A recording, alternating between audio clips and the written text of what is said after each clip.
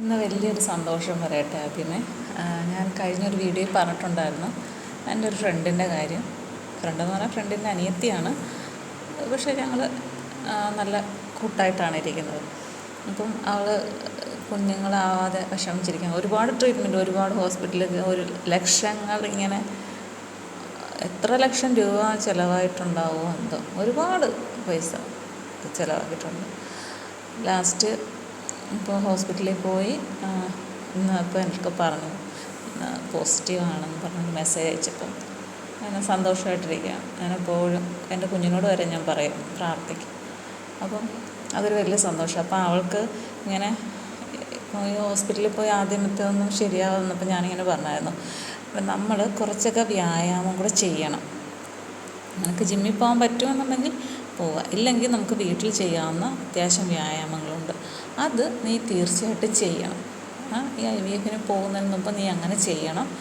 അത് നമ്മുടെ ശരീരത്തിന് ഏറ്റവും നല്ലൊരു കാര്യമാണ്. നമ്മുടെ മനസ്സും അതിനനുസരിച്ച് നിന്നോളും. അപ്പം നമുക്കെല്ലാം പോസിറ്റീവായി വരും എന്നാണ്. അപ്പോൾ ഇപ്പോൾ ഹോസ്പിറ്റലിൽ പോയാൽ ആ ഹോസ്പിറ്റലിൽ പോയിട്ടും ആദ്യം IVF ചെയ്തിട്ട് ശരിയായില്ല. അത് കഴിഞ്ഞപ്പോൾ ഞാൻ പറഞ്ഞതാണ്, നീ അതിൽ ഇനിയും പോകുന്നതിന് മുമ്പ് കുറച്ച് വ്യായാമമൊക്കെ കൂടെ ചെയ്യണം, എന്നിട്ട് പോകണം എന്ന് പറഞ്ഞായിരുന്നു. അപ്പോൾ അതെല്ലാം അത്രയായി. ഇനി കുഞ്ഞിനെ കയ്യിൽ കിട്ടുന്നത് വരെയല്ലേ അതിൻ്റേതായിട്ടുള്ള കുറേ ടെൻഷനും കാര്യങ്ങളുമായിട്ടിരിക്കും. ഞാൻ പറഞ്ഞു, ടെൻഷനൊന്നും വേണ്ട, കുറച്ചൊക്കെ ബുദ്ധിമുട്ടുകളൊക്കെ എല്ലാം ഒരുപാട്, കുറച്ചൊന്നുമല്ല, നല്ല രീതിയിലുള്ള ബുദ്ധിമുട്ടുകളൊക്കെ ഇങ്ങനെ ഉണ്ടാകും. അപ്പോൾ നമ്മളതിനെല്ലാം തരണം ചെയ്യാം. നമ്മുടെ ഇത്രയും നാളത്തെ ആഗ്രഹമാണ് ഇപ്പം ഒരു പോസിറ്റീവായി മാറിയിരിക്കുന്നത്. ഇനിയും നമ്മളുടെ കയ്യിലേക്ക് തന്നതിനെ നമ്മൾ നന്നായി ശ്രദ്ധിച്ച് കൊണ്ടുപോവുക എന്നുള്ളതാണ്. അതിൽ വേറെ കൂടുതൽ ടെൻഷൻ അടിച്ചിട്ടോ മറ്റൊന്നും ഒരു കാര്യമില്ല. തരാനുള്ളത് തരും, അതാണ്. പിന്നെ എന്താ പറയുക, നമ്മളിപ്പോൾ ഒരു മാവിനെ തന്നെ പറയുകയാണെങ്കിൽ, ഒരു മാവ് നിറയെ പൂക്കും, നിറച്ച് കുഞ്ഞു കുഞ്ഞു കുഞ്ഞു മാങ്ങകൾ ഉണ്ടാവും അല്ലേ. പിന്നീട് അത് വലുതായി വന്നിട്ടാണ് പാകമായ മാങ്ങയായിട്ട് നമ്മൾ അല്ലേ, മാമ്പഴമായിട്ട് നമ്മൾ കഴിക്കുന്നത്. അപ്പോൾ ആ ഒരു സ്റ്റേജ് വരെ പല ഘട്ടങ്ങളായിട്ടാണ് പോകുന്നത്. തളിരിടുന്ന സമയം തൊട്ട് ഒരു മാങ്ങ പാകമായി അല്ലേ, നമുക്ക് കഴിക്കാൻ പാകമാകുന്നിടം വരെ. അപ്പോൾ ആ ഘട്ടങ്ങളിലൊക്കെ കുറേയൊക്കെ ചൂടിൻ്റെയും മഴയുടെയും തണുപ്പിൻ്റെയൊക്കെ ഇതൊക്കെ മഞ്ഞിൻ്റെയൊക്കെ ഓരോരോ മഞ്ഞുകൊണ്ട് പ്രശ്നം ഉണ്ടാകുമെന്ന് തോന്നുന്നില്ല എനിക്ക്. അത് എനിക്കറിയില്ല കറക്റ്റായിട്ട്, അതുകൊണ്ട് ഞാൻ പറയുന്നില്ല. എന്തായാലും മഴ പെയ്താൽ മാവിൻ്റെ പൂവുകളൊക്കെ കൊഴിഞ്ഞു പോകും. അതുപോലെ തന്നെ ചൂട് കൂടുതലാണെങ്കിലും കുഞ്ഞു കുഞ്ഞു മാങ്ങകളൊക്കെ കൊഴിഞ്ഞു വീഴും. അപ്പം നമ്മുടെ വീടിൻ്റെ വാതിൽ, നമ്മൾ ഈ ഡോക്ടറിൻ്റെ കാര്യം പറഞ്ഞായിരുന്നല്ലോ, ഡോക്ടറിൻ്റെ വീട്ടിൽ ഒരു മാവുണ്ട്. അപ്പം ഞങ്ങൾ രണ്ടുകൂടെ നടക്കാനിറങ്ങുമ്പോൾ അവിടെ പോയി ഈ മാങ്ങ പെറുക്കും, കുഞ്ഞു മാങ്ങ. അപ്പം കഴിഞ്ഞ ദിവസം ഇവളുടെ വെറുതെ ഞാനൊരു കിറ്റെടുത്ത് കൊടുത്തു. അത് ഇങ്ങനെ കിറ്റും കൊണ്ട് നടക്കുന്ന ഇഷ്ടമാണ്. അപ്പം ഞങ്ങൾ അവിടെയൊക്കെ കറങ്ങിയടിച്ച് വന്നപ്പോഴത്തേക്ക് ആ വീട്ടിലോട്ട് അങ്ങ് പോയി നോക്കി. ഞാൻ പറഞ്ഞത് ഈ മാങ്ങ അടക്കം പറഞ്ഞപ്പോൾ പുള്ളിക്കാരെല്ലാം പെറുക്കി കിറ്റിലിട്ട്, കുറേയേറെ ഉണ്ടായിരുന്നു. ഞാനത് കൊണ്ടുവന്ന് ഉപ്പിലിട്ട് വെച്ചിട്ടുണ്ട്. പിന്നെ പെറുക്കാൻ പോയില്ല. അപ്പം പറയണം, അത് ഞാനിപ്പം പറയുന്നത് വേറൊന്നുമല്ല, നമുക്ക് എന്താ പറയുക, ജീവിക്കാൻ ഉള്ള ചുറ്റുപാടുകൾ നമുക്ക് വേണമല്ലോ മുന്നോട്ട്. അതുപോലെ തന്നെ നമ്മുടെ കുഞ്ഞ്, അത് നമ്മുടെ ഉള്ളിലുണ്ട്, അതിനോട് വളരുവാനുള്ള ചുറ്റുപാടുണ്ട്. നല്ല ഹെൽത്തി ആയിട്ടുള്ള ഭ്രൂണമാണെങ്കിൽ തീർച്ചയായിട്ടും അത് വളർന്ന് ഒരു കുഞ്ഞായി നമുക്ക് ലഭിക്കും. അല്ലാതെ എന്തെങ്കിലും സ്വാഭാവിക എന്തെങ്കിലും പ്രശ്നങ്ങളൊക്കെ ഉണ്ടെങ്കിൽ അതൊക്കെ ചിലപ്പോൾ നമുക്ക് ഇടയ്ക്ക് വെച്ച് നഷ്ടമാകും.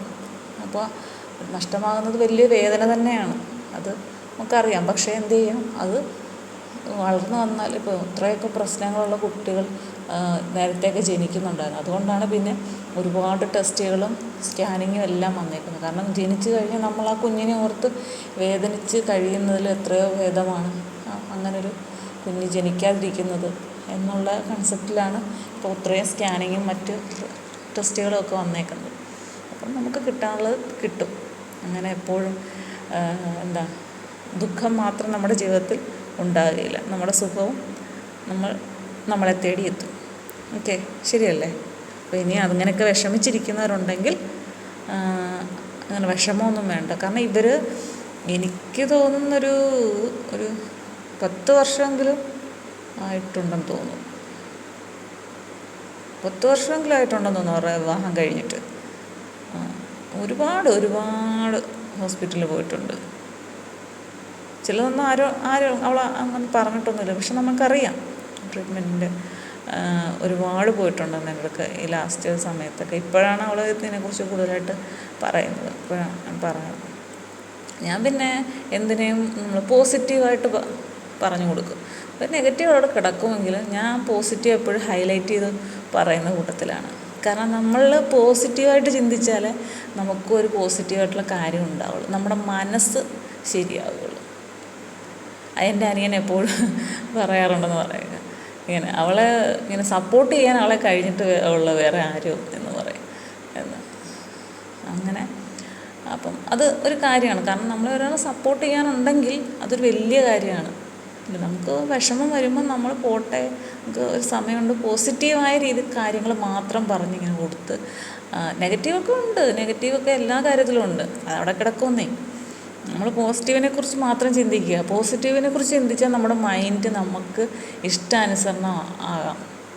ഇല്ലെങ്കിലുണ്ട് മനസ്സും പ്രശ്നം ഉണ്ടായിക്കഴിഞ്ഞാൽ, നെഗറ്റീവ് കേട്ട് മനസ്സിന് ബുദ്ധിമുട്ടുണ്ടായാൽ നമ്മുടെ ശരീരത്തെയൊക്കെ ബാധിക്കും. അത് നല്ലത് നെഗറ്റീവ് അവിടെ കിടന്നോട്ടെ, പോസിറ്റീവിനെ കുറിച്ച് മാത്രം അങ്ങ് ചിന്തിക്കുക. ഇതെന്നെ കേൾക്കുന്ന എല്ലാവർക്കും വേണ്ടിയിട്ട് പറയുകയാണ്. ആരും വിഷമിക്കുകയൊന്നും വേണ്ട, ഒരു സമയമുണ്ട്. ഞാൻ ഇവളോടും പറയാറുണ്ട്.